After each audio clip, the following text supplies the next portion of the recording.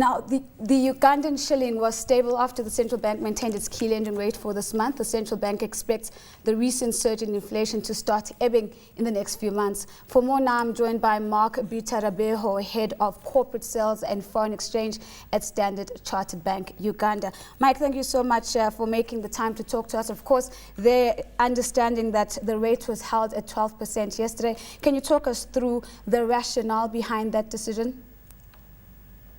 Yes, hi and thanks. Ideally, the holding of the rate was a precursor to what the central bank had indicated a few months before.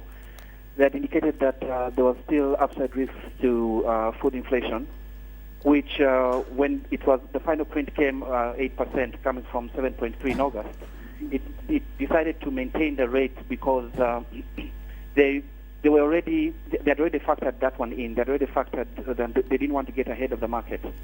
So the decision.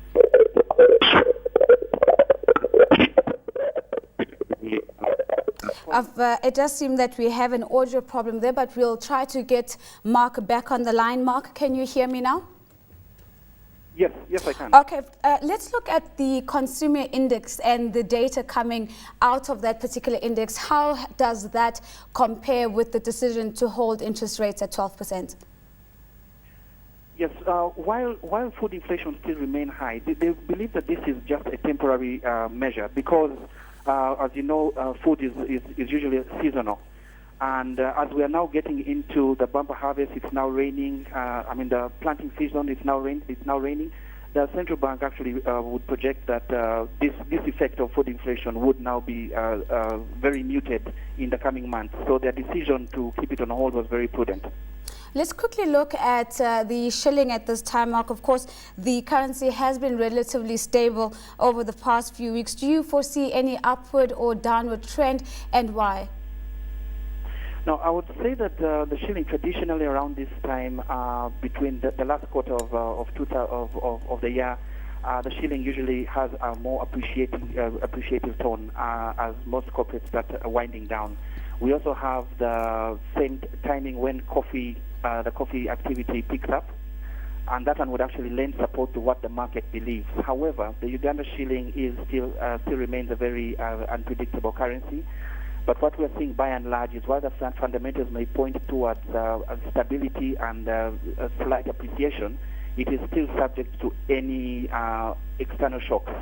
Let's quickly look at one of perhaps the biggest external shocks happening in the global markets at this time, this being the third day that we are seeing the US in shutdown. Have you seen any impact of this reverberating in the Ugandan markets?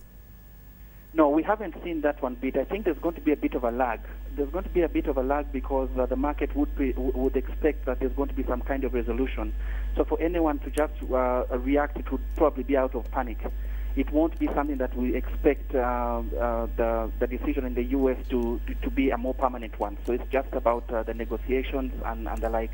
So we have not seen anyone trying to pull out of the market or bring dollars in, whichever view that they take. So it still hasn't filtered into the Ugandan market. One of the really interesting stories coming out of Uganda today, Mark, of course, is the Uganda Revenue Authority's decision to go after mobile money agents as a way of growing their tax revenue. Just give us an indication, how big is the mobile money industry for the Revenue Authority to see this as a potential contributor to revenues? Well, considering the fact that a very small percentage of the Ugandan economy is banked, a very large percentage is unbanked. So the mobile money agencies actually satisfy the services and provide services to the unbanked population. And this one is a lot bigger than the banked population. So for the Uganda Revenue Authority to target that market, it seems more likely because those are where most transactions are actually made. They are more frequent and they're repeated. So the velocity of money that churns around in the mobile money ecosphere is huge. It's too huge not to miss out this opportunity for them to start taxing.